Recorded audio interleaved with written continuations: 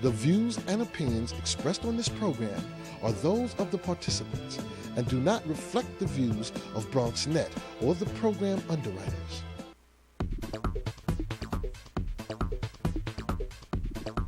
BronxNet. Your voice, your views, your vision.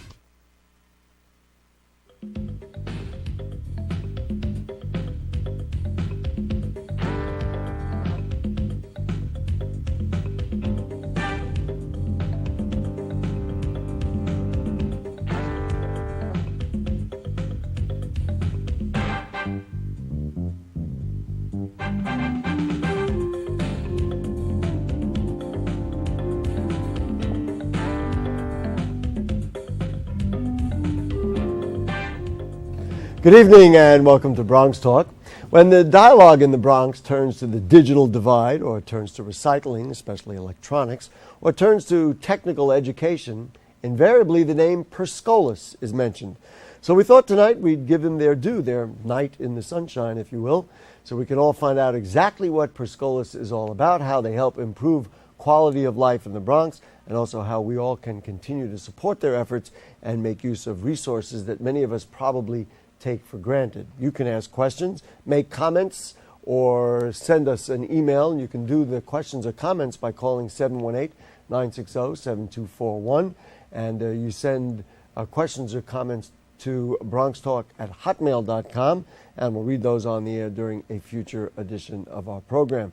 Please join me in welcoming the Scholas Vice President of Business Development. It is Damien Howard. Damien, thanks for joining us. Thank you for having me, Gary. I appreciate it. I started out and I mentioned the digital divide in the borough of the Bronx. How bad is it? Is the divide closing, and are we doing better than we did, or are you still real depressed about where we're at? Well, actually, right now, there was a study that was done by the Damien Consulting Group a couple of years ago. And this is something that Scholas has known for years, that there is a prevalent digital divide inside of our underserved communities. And that study showed that the numbers are startling from the amount of families that are not connected to affordable computer technology, which is why we are still in existence and are aiming to serve our underserved communities. There are so many families that just cannot afford to get a second system, which is something else that we offer at an affordable rate. Sometimes the parent is just, or the children are just cannibalizing the time on the computer system. And this is your option to get a second computer system without breaking the bank. Mm-hmm. And this can also be your first computer system, which can help us really address the digital divide that many people have forgotten about. But there's a very real demand out there for it. Maybe I should define the term so viewers know exactly what we're talking about. Digital divide really is that basically some people have access to technology. Absolutely. And other people don't. And there's a divide, not only in the fact that they don't have access to technology, but to the entire universe that actually opens up to families, whether it's access to information that can be helpful or entertainment or, just about everything in the world now. You say, well, go look it up on the internet. Let's go with not the second computer in the house, but the first. Do we have many homes right now who, let's say, the buildings aren't wired or people can't afford to have computers, or they still say, well, they told me to get this information, I've got to go log on to www, and I don't even know what that is, so I can't even do that. Do we have that by and large in the Bronx? Absolutely. We actually have close to, from the stats that I've seen recently, there's close to, I believe, 3,200 homes that don't even have a computer system or connectivity inside of the homes, and that's just preliminary numbers in a targeted area. I can't remember the zip codes that it was in, but it was a targeted study, and it was amazing to see how many apartments, homes, families that still did not have connectivity. I'm guessing that 3,200 is for one section. That's certainly for the whole of the Bronx. That doesn't sound like a lot. But if you're saying within a targeted area, you found out there was a large percentage. Is the issue with, and of course the minute I say this I'll get cut off the air, with Cablevision and Verizon, that those services are not available in those buildings? Or is it simply a matter that people can't afford them because obviously it's an add-on to either a cable bill or a telephone bill. Most of the times it's just affordability. So, we've been trying to forge relationships with the Time Warners who we work closely with in Cablevision to create a package to address that demographic that can't afford the connectivity and get the piece of equipment along with it. So generally the challenge is affordability on both ends with the connectivity and the equipment. Mm-hmm. Let's talk about Scholas. And by the way, folks who have questions about access to technology, we can talk about recycling, we can do a lot of different things, so don't hesitate to join us. Let's talk about Scholas. How old an organization? Give us a little background. Was it founded because of the digital divide? Are you still doing the same things that you were doing way back when, et cetera, et cetera? Give us the whole thing. So we are actually a 16-year-old nonprofit organization. We were centrally located inside of the most underserved area of the North Bronx. And right now what we do, we have workforce. You say the North Bronx? Yes. Which is where? Right now we're located on 138th Street. So that's the South Bronx. The South Bronx. I'm sorry. That's why I raised up my eyebrows. So you mean the South Bronx? Absolutely. Okay, I wanted to be clear. Because we moved from the Banknote. I'm sorry about that. So right now we offer our workforce development training program, where it's an 18-week intensive training program, and we take individuals and we teach them hard skills and soft skills. So not only do they learn how to fix a computer system from soup to nuts, they understand everything about troubleshooting the computer system, down to repairing the computer system and the software that's actually loaded onto it. But after they successfully complete the program, we then place them into jobs, which is our main thrust inside of our organization. We want to make sure that we take underserved community residents, train them, give them the proper tools, and retool them and reinvent them to put them back on the job market properly. I want to go into some of the numbers on how that works, but just back to my question. This is what the organization was founded to do way back when? Interestingly enough, it was actually founded upon the basis of doing recycling. So our chairman, John Stuckey, basically years ago, he was basically having a brainstorm session with one of his colleagues, and he's saying, I wonder what corporate America is doing with their retired IT assets or their retired equipment. And were they doing the environmentally sound, were they employing environmentally sound practices with their equipment, and were they doing the right thing? So he started this organization to say, hey, let us take your equipment and let us redeploy it into areas that need it the most at an affordable cost. And that's how we were founded. And then on top of that, what we decided to do was just to branch out the inside of New Waters by adding on our training program. And that training program has blossomed now to the point where we serve just over 3,000 individuals. That's both in New York and Miami. And we have a 90% placement rate as far as getting people employed. After they do the training. I could see how that could happen. So here you are, an organization that is open-minded and try to be forward-thinking, and you've got all this old equipment, and then you're saying, well, wait a minute, there is the digital divide. Absolutely. We can't work in a vacuum and just handle all of this ourselves, plus people need jobs, so you started putting two and two together, and then the thing started to grow. Let's talk numbers. How many people are in the training program, and do they come to your offices? The offices are on, 138th, you said, off Cypress? Yes. Okay. And so give me some scope of how large a training program that is. Sure. So every year, like I said, we train 3,000 individuals. Every year we train about 450 individuals yearly. And what they do is they actually come to our location, because we actually have a team on the ground that goes in, that teams up with CBOs and nonprofit organizations, educational facilities, in order to get the word out about our workforce development program. So we actively go out to communities where we understand that there's a need for job placement, and right now that's just about everywhere. So we heavily recruit, and they have to take a very minimum test just to make sure they have a 9th or 10th grade reading and math level. And then they have to go through interviews. So we have a strict structure to make sure that they get acclimated to working inside of a fully engaged work environment once we place them into the new space. Who pays for it? Well, it's free for the individual to participate, but we're very stringent about how they participate. We need commitment from the participant to make sure that they're committed enough in order to get through the program, because it costs us roughly $6,500, anywhere between $6,500 to $7,000 per participant to put them through this program.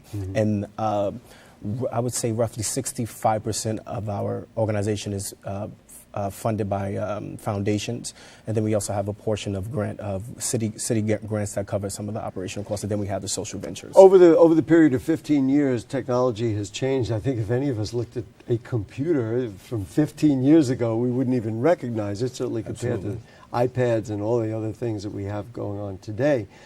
Do you keep abreast? Is it difficult to keep abreast with the changing technology? Actually, we found a niche that's very interesting. So you have the iPads, which is where the market has driven itself drastically. But now there's just individuals who need laptops. You know, they're looking to get connected. They don't have the finances for an iPad. So there's a target audience that's heading to us strictly for laptops, and that's what we have available for our families. Yeah, let's talk about that availability concept, because you were telling me about it earlier, and I've certainly read about it. That's what I said. It's like this mystery. What is per Scholas? They seem to be doing great work. What is this program where people can acquire technology at really incredible prices? I mean, if you walk into any new store or whatever, you're going, well, wait a minute, I can't possibly afford that. Certainly many people in the Bronx would say that. And yet you're providing real technology to people at incredible cost. Let's talk about that. So we have what's called, one of our arms inside of the organization is called our Community Connect program. And that's where we go into low-income communities and we host grassroots efforts, sort of, which we call one-day sales. So we team up with another philanthropic organization inside of that community. Such as, give me an example. The National Urban League, the Head Start, Bronx Community College. You know, there's a number of nonprofits that we actually have worked with, and we actually bring the computer systems to the community on that day and offer that affordability to technology to that community. That's just one vehicle that we utilize in order to get families connected. And what are these?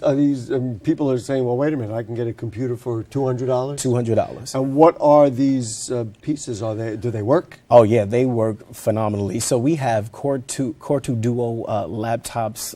They come with 1 gig, 2 gigs of memory. They are really, really powerful machines because we actually get it from our corporate partners when we talk about asset recovery. It gives us a better so in other words, a understanding. company that's getting rid of a couple of hundred computers or a dozen, whatever the number is, they give it to you and then you refurbish them? Absolutely.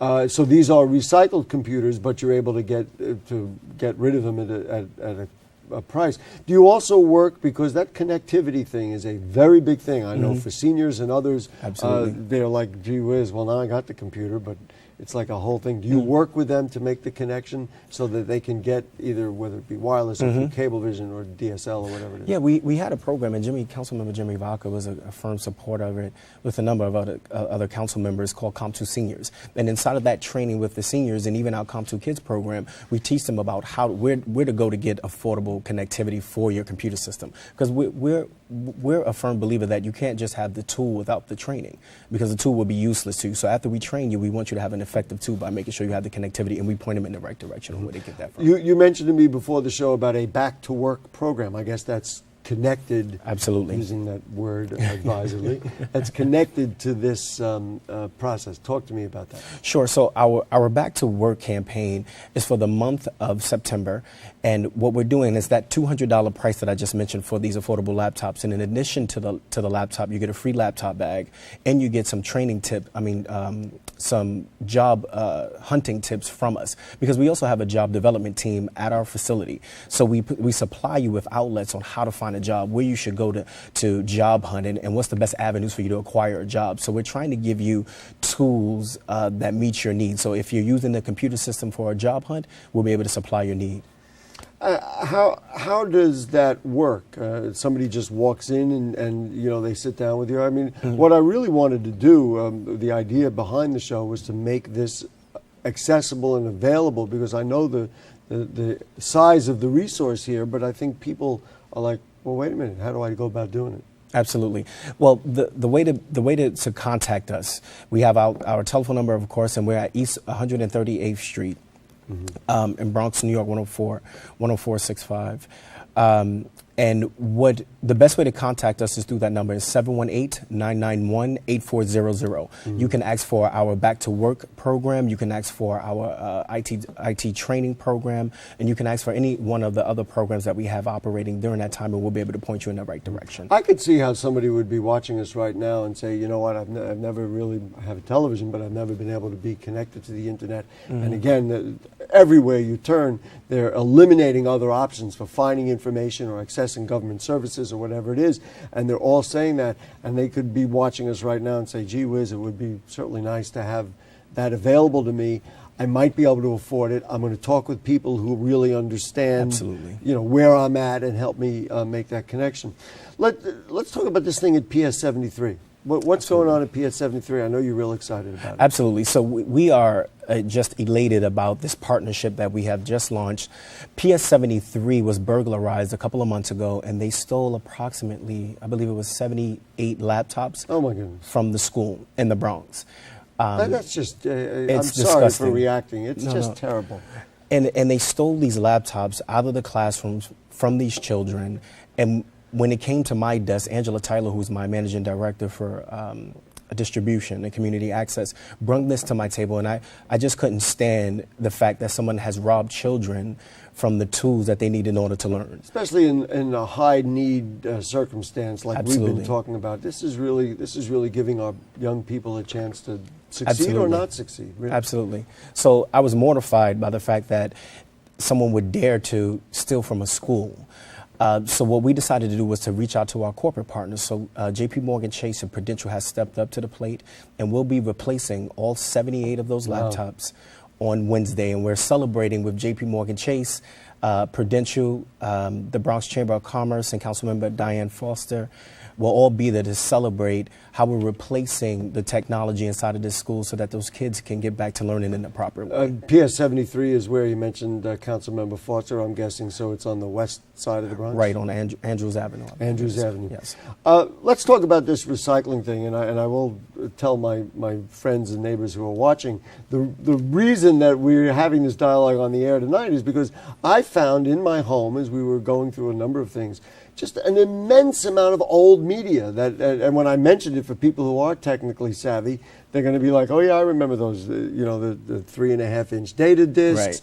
Right. I've got a zillion videotapes of all sorts that you can't even buy a machine to play them in anymore. There are wires, there are connecting wires that we don't use anymore. I've got an old electronic typewriter, which was really the first quote-unquote computer. I mean, it's just a volume of stuff, and I would feel ridiculous just tossing it in the waste stream. You and I had a dialogue about recycling. Tell me about the recycling program at Scholas. Sure. So the recycling arm of the business has been in existence for over 11 years. We have over 125 major corporate partners that actually recycle with us, which we call asset recovery. And that basically means we want to ensure that corporate America and individuals actually dispose of their retired IT equipment properly. Because what has happened when individuals do not understand or know where to dispose of their equipment, it ends up being disposed of irresponsibly. And it can end up in a developing country overseas. It can end up inside of a landfill near an underserved community. And the toxins can seep into the waterways. So when you say ending up overseas, you're just talking about because it's in the waste stream and we've got, hardware literally everywhere. Well, what happens, there is money to be generated inside of this business, and unscrupulous vendors actually take that equipment that's valuable, and then they will ship it overseas if they can get money for that equipment.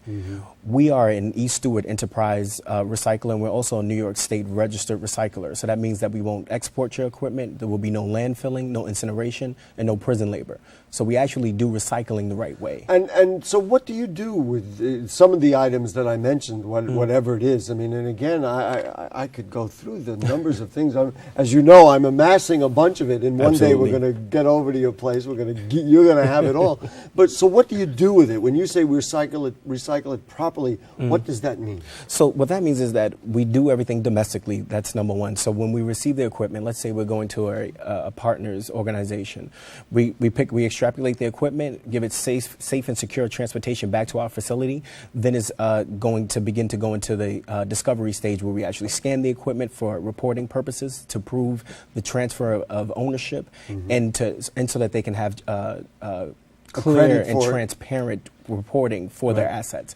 At that point, if the equipment is not good or reusable, we then break it down into smaller valuable pieces, and those items are resold domestically in order to generate the revenue and cover the cost of it. Screws, nails, brackets, CPU, motherboard. You know, some of the older machines actually have gold inside of them. You know, some of the plates in there have copper on them. The people who do this work are Bronx people who have jobs doing this work for you. Absolutely. This is, ladies and gentlemen, and I've preached about this on this show, this is the green economy. If we can do this, we can put Bronx people to work, we can teach them skills, how to take this apart, and of course, not hurt the environment, but help the environment. That's right. I mean, I wanted to make that clear. Let's talk about data destruction and security. A lot of people say, well, you know, I've got an old computer. Computer has a hard drive. Some of the old computers had 2 hard drives in them. It's got a lot of data. We know that a lot of times people are saying stuff can't be destroyed. What happens to data? Can they be secure if they recycle it, that their vital information doesn't end up overseas or somewhere else? Absolutely. So because of some of the high-level clients that we deal with, data security is paramount for our operation. So anytime we receive what we call data-bearing assets, that's when a hard drive still has information on it, or if it's a printer that has a hard drive, whatever has data on it, we send it through a Department of Defense 3-wipe pass or 7-wipe pass, depending on what level. Say that again? A Department of Defense 3-wipe or 7-wipe pass. 3-wipe pass. Yes, I get it. And it's a program that's called Data Kill, and what it does is it runs over and over your information until it's completely wiped. And we have a technician that actually monitors the process so that he can trap any incidents inside of it, just to make sure that it's completely being done properly. And then beyond that, when the data-bearing asset is rendered unusable, we then degauss it, which means it goes into our system, which totally destroys the hard drive. So there's no way to recover the information on your asset. And if you have a computer that's not working, and don't hold me to this, but I do have computers in this circumstance. If you have computers that are not working, you can still open it up, extract the hard drive, and do all this to it. Absolutely. We do it as best practice to make sure that there's no information left on anyone's equipment once it comes to our facility. What is the uniqueness, or is there uniqueness to Scholas? In other words, does Brooklyn have one? Is there one in Philadelphia? Is there one in Chicago? Or are we blessed in the Bronx to have this one-of-a-kind organization? I will proudly say that we're blessed in the Bronx to have this one-of-a-kind organization. I vote yes on Proposition 1. That's a nice thing to know. But seriously, we literally are the only organization that has this many arms as a nonprofit organization that has a social venture attached to it. This is what has allowed us to remain flexible during the economic downturn. You know, being that we're able to connect our families, stay way under market prices, and connect them at an affordable price, while still getting our funding from our grantees and from city and state supporters. We have been able to weather our way through this economy with very minimum damage. What's next for Scholas? I mean, we've watched the growth now, because the nature of technology has grown in the 15 years that you've started. So we've watched the growth now, and every step of the way you uncover something else and say, well, you know what? It wasn't enough to just take in the equipment. Now we have to recycle it. Now we have to train people. What's next? Do you have a sense of what kinds of things are going to be on the horizon for you? Absolutely. So I'm glad you asked, because right now we are, I would say 75% down the road with replicating inside of Columbus, Ohio. There's significant interest also in Philadelphia. And to expand what you do to those cities. Absolutely. And, you know, other cities have found this to be such a unique program that they said, hey, listen, if you can find a way to develop jobs and get our people ready, give us job readiness programs and a workforce development that you bring with your expertise, with the recycling program, the affordable computer technology, we want to give this to our residents also. And how do we bring it to our city? You know, if I'm a official for the federal government, and that's never going to happen, so don't hold me to that. But if I was a federal official, I would say, you know what, this is one of capital THE, the answers in terms of empowering people, putting people to work, helping the environment and all those kinds of things, I would think we'd want to replicate that literally anywhere in the United States of America. Absolutely. I mean, we have gotten significant interest. We've had the Mott study. It was a study that came out that proved us to be one of the top 3 workforce development programs in there. And right now, we're going through a series of programs and projects that will help us propel the organization to the next level. So we're serious about our mission, and we're serious about taking individuals and making sure that they have another chance and opportunity to be employed, to get connected to computer technology, and to recycle in an environmentally safe way. You know, we talk about the uniqueness of the Bronx all the time. It's not a surprise to me that these kinds of things come out of the borough of the Bronx. Absolutely. Because of the challenges that we have, but Absolutely. Because of the kind of creativity of our people who say, well, okay, nobody else is going to do it for us, so we will come up with this idea. Well, I'm proud to say that I live in the Bronx and work in the Bronx. Well, me too. Here we are. So let's wrap it up and let's put out the pitch. If you are blank, you should, do what in terms of interacting for Scholas? Here's your pitch. Sure. If you're interested in getting connected to affordable computer technology or finding out about our workforce development training program, please contact Scholas at 718-991-8400. We are located at 804 East 138th Street in the Bronx. Conveniently, right off the 6 train, Cypress Avenue is the stop, and you can come by and visit us at any time or call us, and we'll be more than happy to help you. And of course, the website, if you are already connected is perscholas.org. And I will tell you, this was the reason that I decided to invite you here. Thank you, Gary. Because I think this is real important. This is a way to get people empowered, get people connected, and potentially get them some skill training. Absolutely. And also, of course, help the environment. I mean, if you ask people what they think we need to do in the Bronx and in this country, they would list, jobs, education, training, and help the environment, and that's what Scholas does. Absolutely. Damien, thanks to you and to all my friends at Scholas for coming by and for the great work you do in the Bronx. We appreciate it. Folks, if you have further comments or questions on anything you heard on tonight's show or anything going on in the Bronx, then email them to us at BronxTalk@hotmail.com, and we'll read those on the air during a future edition of our program.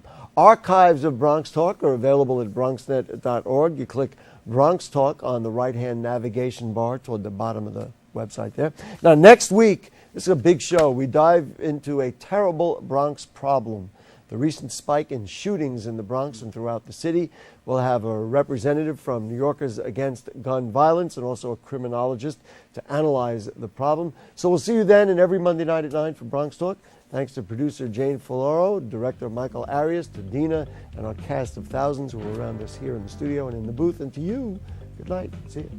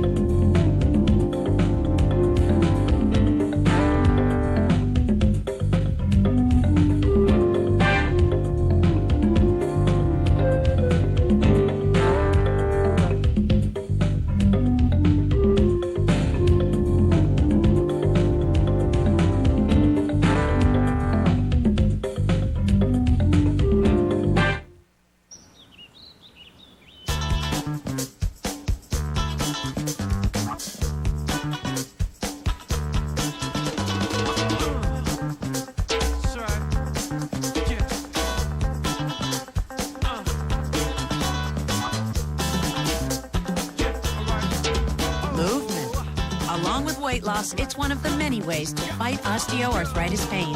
For more information on managing pain, go to fightarthritispain.org.